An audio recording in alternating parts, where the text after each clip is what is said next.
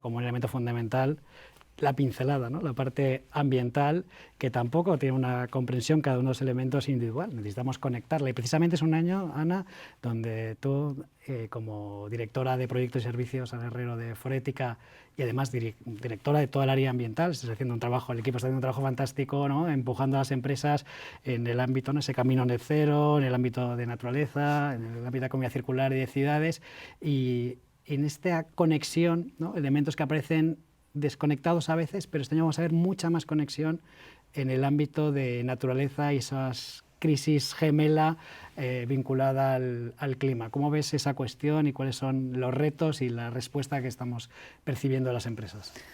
Pues efectivamente, como bien decías, Germán, la naturaleza este año cobra un protagonismo clave, ¿no? Yo creo que llevamos 2 años esperando a que esto ocurriera. En 2020 ya anunciábamos ese superaño de la biodiversidad, de la naturaleza, y ha sido este año, ¿no?, en el que por fin sí que desembarcamos ahí. Y así lo hemos querido evidenciar en la parte de tendencias ambientales, diciendo que la naturaleza se erige, ¿no?, como la gran piedra angular que sostiene todo el resto, ¿no?, del sistema. Y así vemos, ¿no?, y no dudamos al afirmar que creemos que alcanzar ese net zero no es posible si no garantizamos también ese nature positive en este camino, ¿no?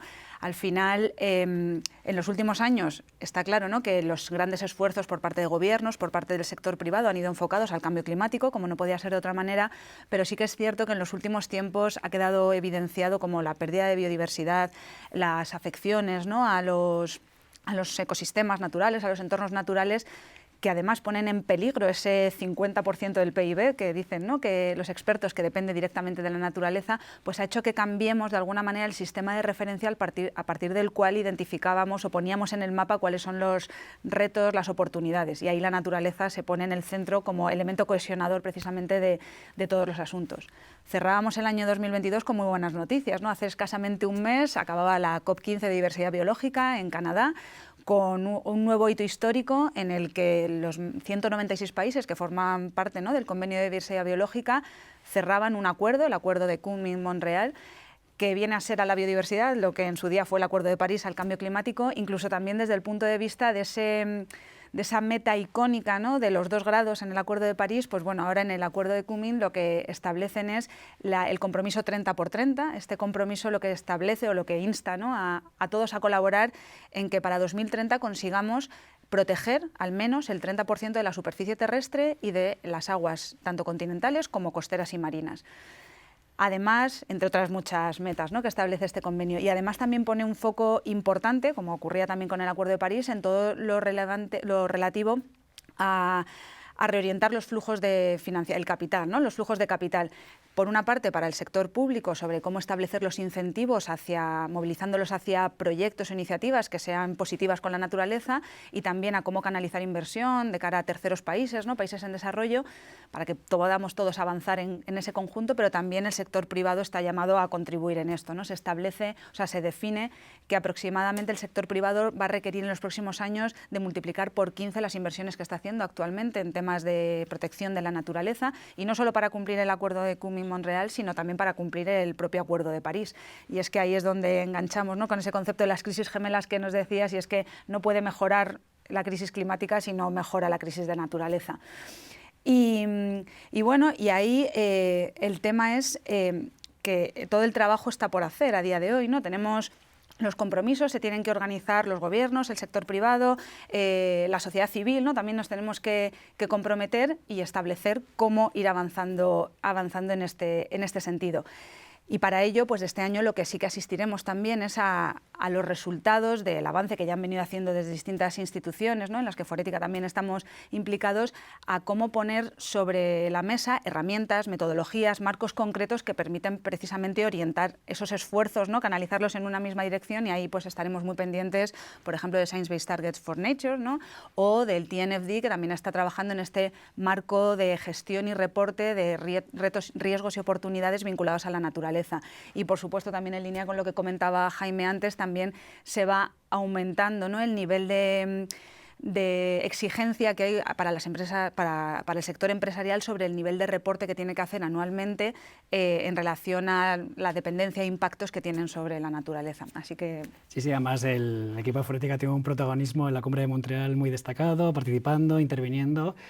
y conectando, desde luego, ¿no?, con todos estos marcos que se están creando y que vamos a traer, desde luego, a todos nuestros socios para que lideren, desde luego, también esa respuesta empresarial en España, un país que, además, España, lideramos también en el ámbito de la biodiversidad, ¿no?, y tenemos una responsabilidad, ¿no?, por todo el terreno que tenemos que proteger.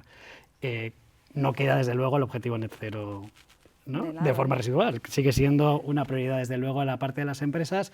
Sin embargo, las últimas COP, ¿no?, participamos en Glasgow, hemos visto la de Egipto, incluso, bueno, había algún cuestionamiento sobre si podíamos dejar de, ¿no?, enfocarnos tanto en el objetivo del 1,5. La próxima COP, del 30 de noviembre, la COP28 en Emiratos Árabes, veremos a ver las consecuencias que tiene, pero desde el equipo ambiental, ¿cuál es vuestra recomendación? Ahí está la ciencia, debemos seguir enfocándonos en el 1,5 grados, no hay que desistir, no hay que paralizarse, ¿no? Exactamente, yo creo que por lejos que se pueda ver, ¿no?, la tangibilidad o la factibilidad de cumplir ese objetivo, el 1,5 tiene que estar ahí, ¿no?, porque además no es que se haya sido un objetivo o una meta que hayamos puesto por consenso los distintos agentes, sino que es que nos lo está diciendo la ciencia. Y no es solamente una meta, un objetivo, es que es un límite para conseguir contener lo que son los verdaderos la severidad o la gravedad de los verdaderos impactos del cambio climático a largo plazo. Nos lo dice la ciencia ha establecido ese 1,5 de aumento de contención, ¿no?, del aumento de la temperatura para el final de siglo, con una modelización, una senda, ¿no?, modelizada de cómo podemos llegar a ello, que implica ese net zero para mitad de siglo, ¿no?, para no más tardar del 2050, y también implica una reducción de las emisiones en al menos un 43% a 2030. También así para la naturaleza, ¿no? Hablamos de conseguir la recuperación total de la naturaleza para 2050, que implica que en 2030 consigamos ser nature positive, ¿no?, este objetivo que decíamos. Estos dos objetivos, estas dos sendas, nos las pone, ¿no?, como decíamos, lo establece la comunidad científica, que son de los líderes que a día de hoy gozan de mayor credibilidad, ¿no?, comparado con otros agentes, y es lo que tenemos que seguir, porque si no sería obviamente un error. Pero es cierto, y no podemos mantenernos ciegos, ¿no?, a ello, que efectivamente que se está generando cierto cuestionamiento, ¿no?, sobre si la necesidad científica está alineada con la realidad política o a lo que somos capaces, ¿no?, de llegar, y obviamente eso hay que mirarlo de frente y abordarlo. ¿Por qué está ocurriendo esto?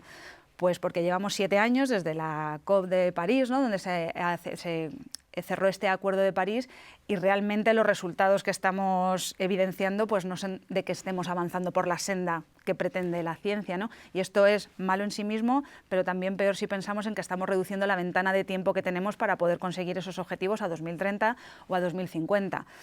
También hablamos de que si queremos contener la temperatura de un 1,5, y ya nos dicen los expertos que estamos entre el 1 y 1,3, ¿no?, de aumento de temperatura a día de hoy. Tampoco resulta muy motivador como para pensar que estamos, ¿no?, en la línea, pero ahí también los propios modelos científicos nos anticipan, ¿no?, que las oscilaciones en los aumentos de temperatura están dentro de ese propio modelo, y que va a haber momentos de aquí a 2100 en el que efectivamente hayamos podido rebasar ese límite del 1,5, pero que la idea es que gracias a todas las acciones que se estén poniendo en marcha podamos contener eso y volver, y que en cualquier caso el tema es que para 2100 contengamos en el 1,5.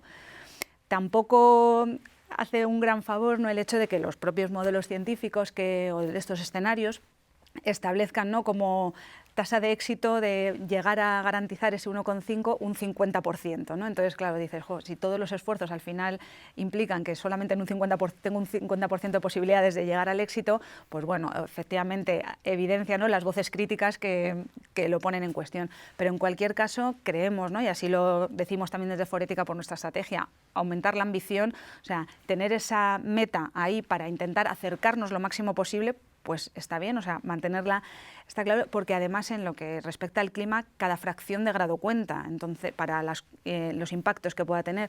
Entonces, mantenernos en un estado de cierta seguridad para manejar los riesgos climáticos, que este año, una vez más, en el World Economic Forum, ¿no?, este informe de riesgos los pone en el top 10, ¿no?, de riesgos para la economía, pues bueno, parece sensato y parece que hemos de seguir por esa línea. Sí, vamos a ver este año, ¿no?, más empresas con ese compromiso, más planes de transición, que además, ¿no?, hablaba Jaime del greenwashing, ¿no?, que sean creíbles, que sean transparentes. Ese será desde luego el avance que los socios de Forética estamos viendo que están tomando.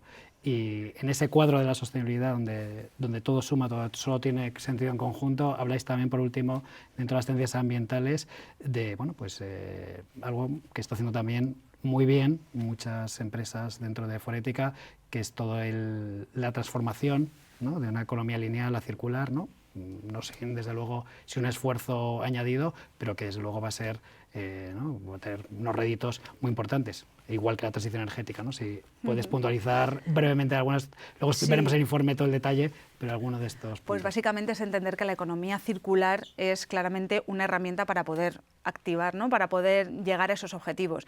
Y que está muy claro que todavía estamos instalados en una economía lineal, porque nos lo dicen las cifras de consumo de recursos, de recirculación, ¿no? de esas materias, ¿no? De cuánta somos tan solo un 7,2% circulares, que es muy poco y que además es que vamos empeorando año tras año, ¿no? En esta tasa. Entonces, bueno, hace falta esos esfuerzos por parte de gobiernos, del sector privado, ¿no? Para conseguir revertir esto, porque gracias a la economía circular, o sea, es la palanca que tenemos para poder frenar también esta tendencia que seguimos haciendo crecernos, que de superar los límites planetarios, ¿no? De estar generando esa sobrecapacidad al planeta, ¿no? Consumimos lo equivalente a 1,75 planetas cada año, no es sostenible. Entonces, precisamente la economía circular y en concreto, como apuntabas, ¿no? La transición energética es fundamental. Se establece, ¿no? Que si conseguimos un mix energético basado en un 75% en energías renovables, simplemente por lo que implica eso de disminución de la extracción de recursos considerados como no circulares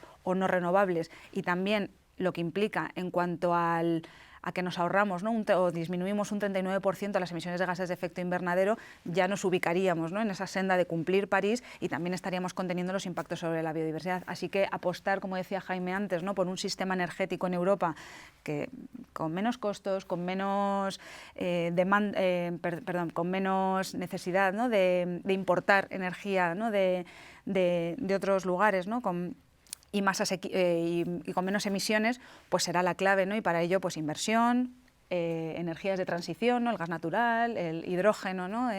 Como decía Jaime, la bioenergía, pues es necesario incluirlo en ese mix para garantizar esa economía circular también y esa capacidad de poder cumplir los objetivos.